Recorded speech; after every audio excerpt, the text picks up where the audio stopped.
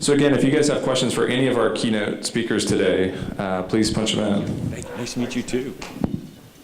Hey, good to see you, buddy. While folks are coming up here, excuse me. Sid, you kind of mentioned how long it took to do the solar farm. Can you tell me kind of what were some of the hurdles that you had? That was another one of the questions, is kind of what it took to get that solar field built. That will take another meeting. I would say that very political, very politically charged. One of the issues that we ran into early was putting in a utility scale solar was only feasible because there's a law in Florida that says it has to be equal to or less costly than the other forms of energy. So yes, so you cannot just say, hey, I'm going to put in solar energy and charge people a nickel more a month. It's just they want to prove it. So that was a big hurdle for us early on. Gotcha. And speaking, we kind of talked some about kind of the consumer demand. Chris, I was kind of curious, in Orlando, how has the population responded to some of the efforts that you guys have been doing? I think that the sustainability programs have been the most positive initiative that I think the city has been moving forward. The mayor loves it because it gives him the most positive press he normally gets. And cities are challenging. We have both good and bad news that it's constantly happening. So I do think that he sees it as something that's really positive. Our residents and businesses have really embraced it. I didn't talk about our local food or even our zero waste initiatives, but one of the things I was talking with somebody outside about is a food waste initiative that we have going both at the residential and on the commercial side. We run our entire food waste collection program, and 7,600 homeowners in less than 2 years are now participating in a backyard composting initiative. 7,600 homeowners. We were blown away. We were thinking maybe 2,000 in the first 2 years, and we've blown that number out of the water. So I think that we're beginning to see the community really embrace these types of solutions and want to contribute back to a better city. All right, thank you.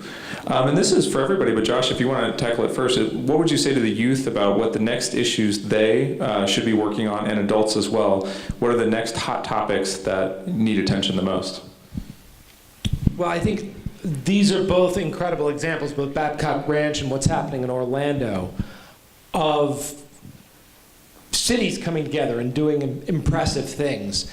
And when we talk about policy and politics, we often think about the national level. But really, we have so much power at the city level. And that is often overlooked. And when young people go, well, I want to do something about the state of the country, I'm like, great, run for city council. Because that is such a powerful seat. As you can see, you can make a whole solar city. You can make a city that's not solar, go compost, and that's incredible. Yeah, Chris, if you have any contributions. Yeah, I'd say, man, there certainly is a lot going on. Right now, the hot topics that we're seeing, obviously, is the transition to a renewable energy future. A lot of people are galvanized around it. We're realizing that obviously it's closer to sight. People they're able to understand pollution and impacts on public health, and I think because of that, we're seeing an insurgence of primarily the youth who are striking. I find it fascinating that individuals who aren't even able to vote are putting pressure on elected officials that are now beginning to even put climate on the national stage, political stage, right? Look at what's happening at the presidential debates. I mean, the fact that we're even talking about climate change is night and day from where we saw back in even 2016.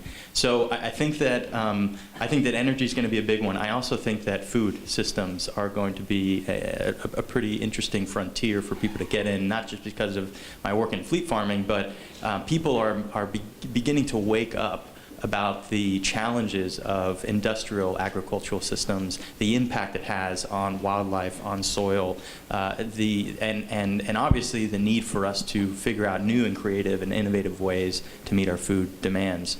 So those two areas seem to gravitate for me: energy and food systems. Right. I think water is a monstrous issue. And if I have the benefit of living on both coasts, so I see these algae, this disgusting algae blooms that come out of the St. Lucie, and then you see what happens when it's dumped out, this fresh water that's coming out of the, I got to watch my language here, comes out of the Lake Okeechobee, if you will, and hits the Caloosahatchee. And that's just part of the issue as it relates to water. So, and I wouldn't say that's a new issue. I just think that we need to really pay attention to it. In Florida here, we depend on our natural resources. That's one of the reasons that it's one of the things that makes this state so wonderful. And for us to destroy that is absolutely insane. And we need to really pay attention to it. It's worth applauding. Chris, this is for you. What are the benefits of a benchmarking type green building policy versus a policy mandating a certain green certification type?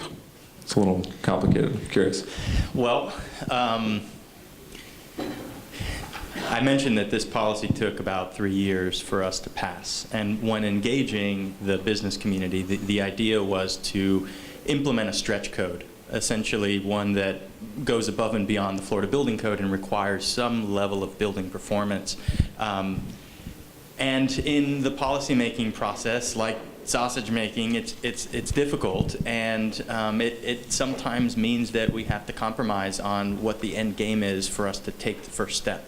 And so in this process, when we started out in Orlando, it was about establishing a green building ordinance requiring a stretch code. In the negotiations, we ended up boiling that down to a required benchmarking and transparency. I didn't mention it, but we also require that buildings that score under the national average of a 50 or an equivalent EUI are required to do an ASHRAE Level 2 energy audit. And so not just performance, but now they're going deeper into the assets of why their score is a 20 out of 100, and they're identifying ways to improve HVAC or their lighting systems or their hot water systems, whatever it might be. 80% of the time, based on studies, that a building owner receives an ASHRAE Level 2 energy audit, they tend to act on it because they're realizing that there are a lot of low and no cost improvements that they could be making that have great returns, and even some other investments that have decent return on investments that allow them to increase their net operating incomes, what we call NOI, and that's a very important thing in the building owner development marketplace. So ultimately, I think we're moving, and Orlando is now in the process of re-engaging the real estate community, your ULIs and BOMAs and NAIOPs and IRMs of the world, and trying to get feedback about a green building incentive program, one that we can try to get creative about encouraging the market and catalyzing the market to build to a stretch code without us mandating it. But I do think that eventually we do have to go back, and we're going to have to require a performance spec for us to achieve the climate commitments that we've made out. Thank you. This one is for Sid as well. Why should we build a new township instead of just fixing cities that we already have? I think we should do both. Yeah. I don't think one is mutually exclusive from the other, and I think there's a real fallacy that everybody wants to live in an urban environment. 76% of the people live outside of our cities. Now, that doesn't mean that we shouldn't pay attention to them and fix them and all the things that we talked about today. I think it's incredibly important, and you can as you were talking about earlier, you can have a huge impact every time that you do improve the environment within our urban core. However, people are still going to go out into the suburbs. And we need to do it the right way. And part of that is through conservation, and not just, sprawl is an interesting word, and we need to be careful and thoughtful about what that actually means. But preservation is critical, having it in the right place, and then making certain that we're thinking about transportation and all those impacts that I talked about earlier are very, very important. So we just need to be more thoughtful about it. But I truly believe it's both, not just one. Thank you. Josh, this is for you. We're all environmentally minded people. How do we balance consumer, travel, and future planning choices like having kids, buying a house, buying a car, with minimizing our impact? How do you handle that personally? How come I get the easy questions? Is that easy? No, it's not easy. That's the point. Yeah. Listen, I think that there's a practicality to life. We had speaking of city council, my wife and I attended a city council meeting night before last, and we live in a very small, very unusual town. One of the first people to get up, we have an open mic before we address the city issues. And he said, I've got some bad news for everybody in the room. We're going to have to ban all personal transportation, all perfume, and it went on from there. So, there's always this sort of like, I'm going to go live in a hut, mentality that we sort of default to when we think, okay, either I have to do everything or I can't do anything. And there is a middle path. For plane travel, there are real carbon offsets that you can buy that actually do plant trees, that build soil. This is becoming a viable market that, look, it's not the same as flying a George Jetson plane with no emissions, all electric, right? We'll get there. But for every, kind of damaging thing that we do, there is some way to sort of begin to mitigate that damage. And maybe some of it is just, like deals with the green guilt or whatever.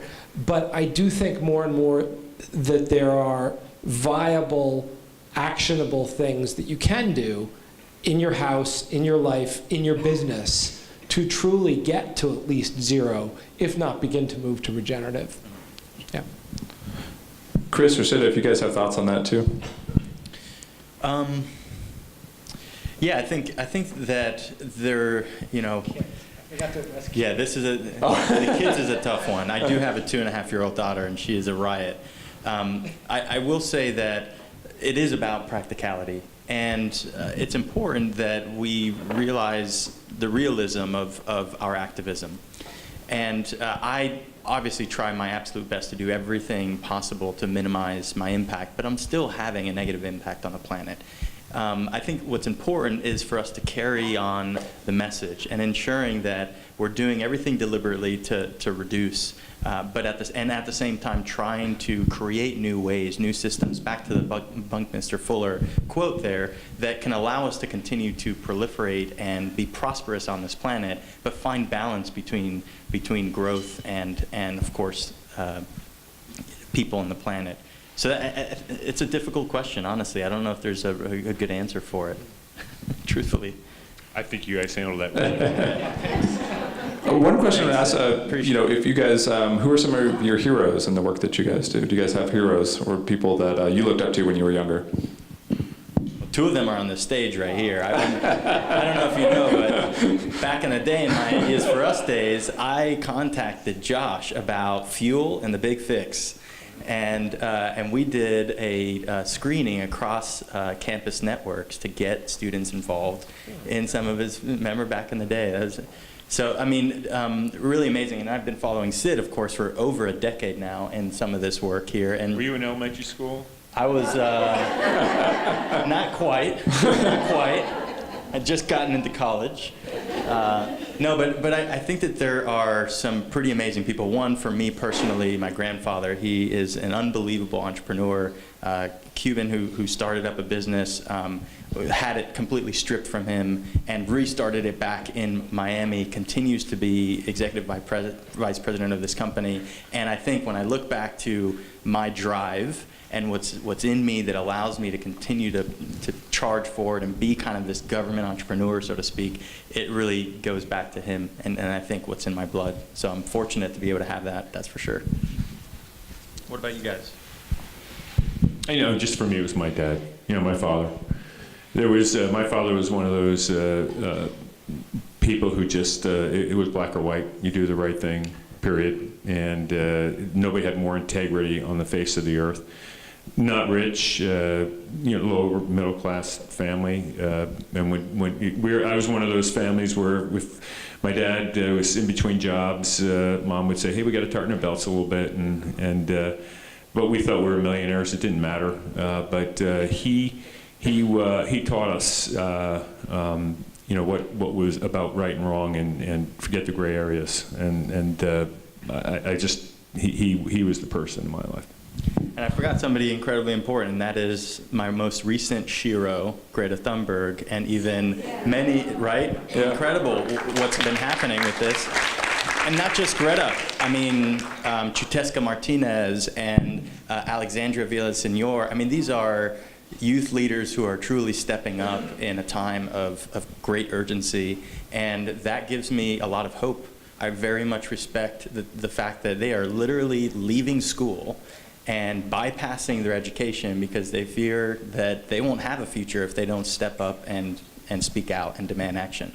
And that's really powerful. And I think we need to recognize that we're at a really interesting tipping point, right? 2018, 2019 could be where we begin to see a catalyst towards the right direction and the acceleration that we need to see it. And the youth might have been the catalyst to make that happen. That's powerful. All right, thank you. Josh, I'm just going to shamelessly steal from Sean, who moderated the panel before. Like, is there something, to end on, kind of, is there something that kind of keeps you going when you're doing the work you're doing that kind of inspires you or gives you hope? Well, this is where I would say kids are very valuable. If you do a carbon analysis and you say, should I have children?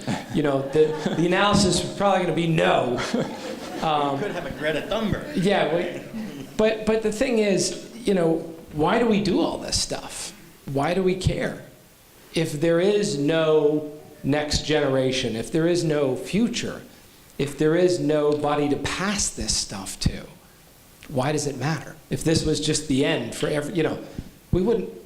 If all of you didn't have children, if none of us did, and this was the life, and we wouldn't even be in this room. I mean, let's face it, you probably wouldn't have Babcock Ranch.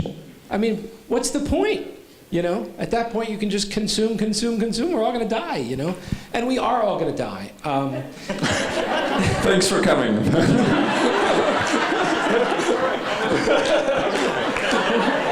well, that is an empirical truth, Yeah. But I think because of mortality and the next generation go hand in hand, because we are all, whether we talk about it or not, we're aware of our own mortality. And what keeps me going is the idea that life will be better in the next generation. And then a generation after that, it's going to be better. Because my life is so immeasurably better than my parents. I can't even quantify.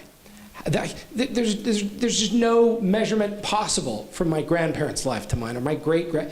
I mean, it is unthinkable what my great-great-grandparents had to do just to survive in life. So, if that trend continues, it's an exponential curve. We'll have holodecks and teleportation within 2 or 3 generations. I mean, that's kind of like where we're going. And so I want to participate not in the trees that I'm going to see in my lifetime. I want to plant the trees that are going to be growing in 4 or 5 generations. That's a beautiful thing to end on. Thank you all so much. Knocked it out of the park, Josh. Thank you, guys. Thank you all. One last round of applause, please, for this incredible panel. Thank you.